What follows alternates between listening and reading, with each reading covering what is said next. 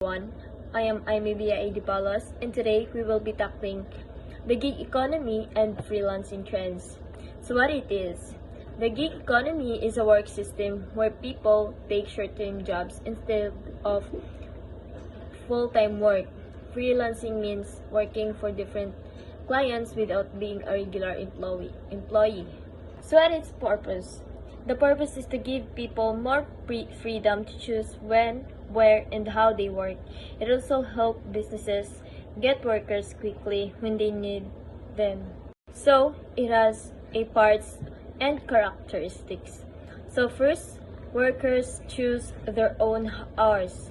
Next, jobs are short-term or project-based. Next is workers are not regular employees. Next, payments are per project and not monthly. And lastly, workers often use apps or online platforms to find jobs. So, let me give you an example. Okay, example, a graphic designer doing a logo projects for different clients online is an example of a freelancer. And another example is a driver using a ride-hailing app like Grab for extra income is part of the gig economy. So, what are its benefits? First is more freedom and flexible time. Second, people can work from home or anywhere. Third, workers can choose jobs they like. Fourth, they can earn extra income. And lastly, business can save money because they hire only when they need it.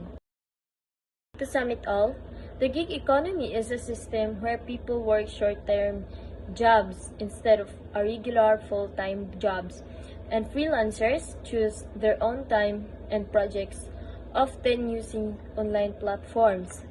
These setups gives workers more freedom and help businesses hire fast when they need it.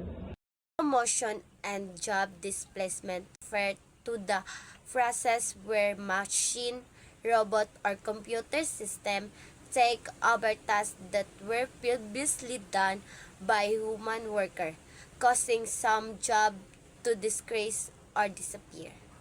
The purpose of automation is to make work faster, safer, and more efficient. Companies use automation to reduce error, lower costs, and increase productivity. Part of characteristic use machine or computer, reduce human labor, and make work faster and more accurate. For example, self-checkout machine in store replace cashier who usually handle payment. Automation also bring benefits like faster service, fewer mistakes, and safer working conditions. What is long life learning and skill in the future? Lifelong learners is the continuous, voluntary, and self-motivated pursuit of knowledge for either personal or professional reason.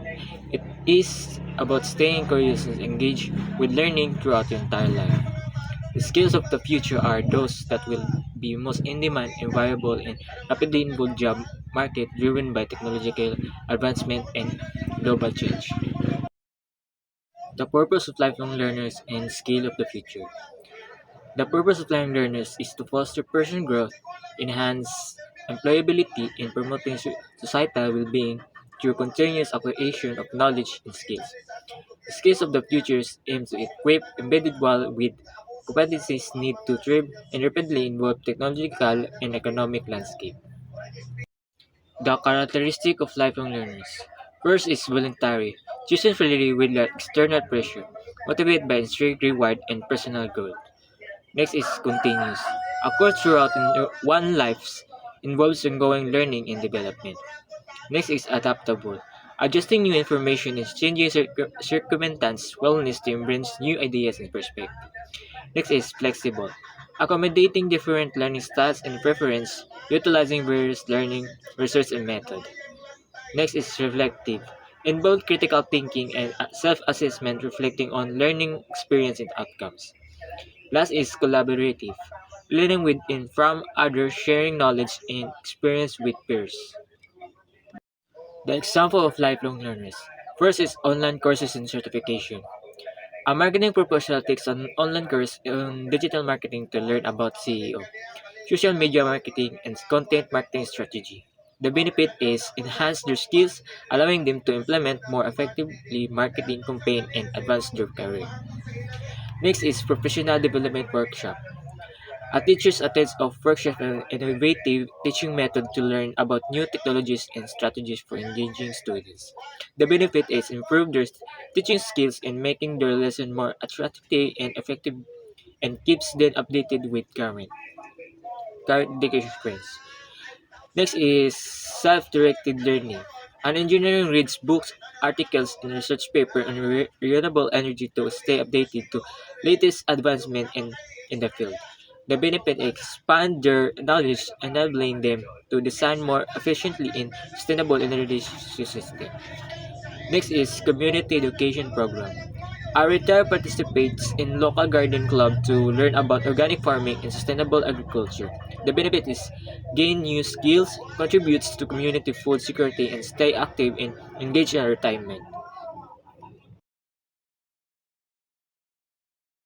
Ang lifelong learner no kay padayon nga pagtuon nga gusto nimo para masubag ka sa imong kaugalingon o sa imong mga trabaho. Importante nga magpabiling ka interesado makaton ka sa tibok nimong kinabuhi. Ang tumongan ni kay para malambo ka or mas madali ka makakita og mga works o makatabang ka sa mga komunidad. Kinahanglan gusto nimo padayonon og flexible na hunahuna o makiguban sa uban. Pananglitan na ni is pag-apil sa mga online courses ug workshop o mga programa sa mga komunidad. Ano? So importante ang long life learners no para is ma-adapt nimo ang knowledge ug skills og makatabang ka sa mga pamilya o mga sa o pamilya o sa mga komunidad.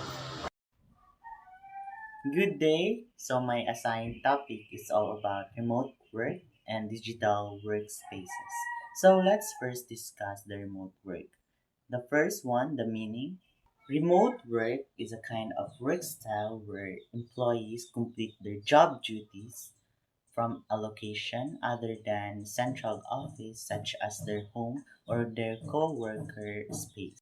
Additionally, digital workspaces, it is a virtual environment that combines technology, tools, and processes that allow employees to communicate, collaborate, and be productive from anywhere, whether remote, in office, or hybrid.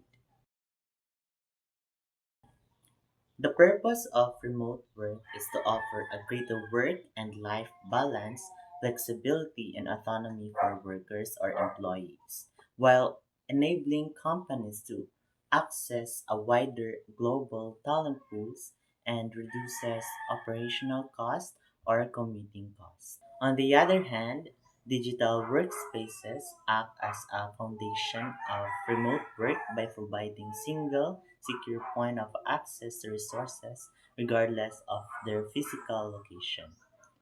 This facilitates a seamless experience of remote worker or employees through tools for communication, collaboration, and accessibility. So here's the benefits.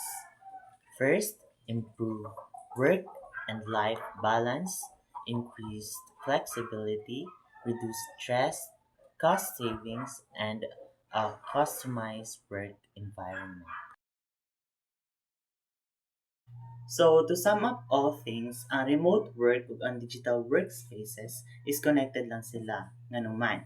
As what I've said earlier, ang remote work it is a kind of work style wherein ang employers pwede sila matrabaho sa ilang balay or asa sila comfortable nga area. Pwede sila sa ilang friends or sa ilang co-worker. On the other hand, ang digital workspaces, mao ni siya ang way or ang tool para maging possible ang remote work. Pwede sila sa online mag video conferencing or meeting. Pwede sila maka-share og file sa kuan sa online o pwede pud sila maka-communicate sa ilang amo or sa ilang client. So ang remote work is less stressful siya sa traditional na work wherein kanang mag-adto sila sa ilang office. Makalas pud sila og kanang finances, makasave sila sa ilang finances. And accessible pud ni ang remote work sa tanan ug naa kay internet. Thank you.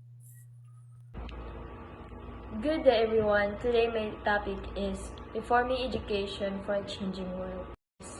Reforming education means improving our schools, teaching methods, learning tools, so that students can learn new things and develop new skills they need today and in the future.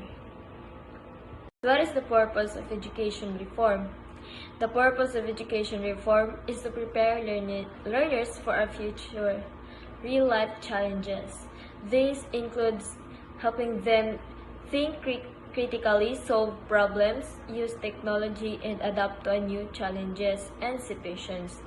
It also aims to make education fair so that all students, whether they are poor or rich, can get a chance and grow.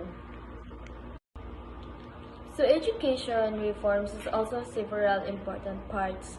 First is modern teaching methods.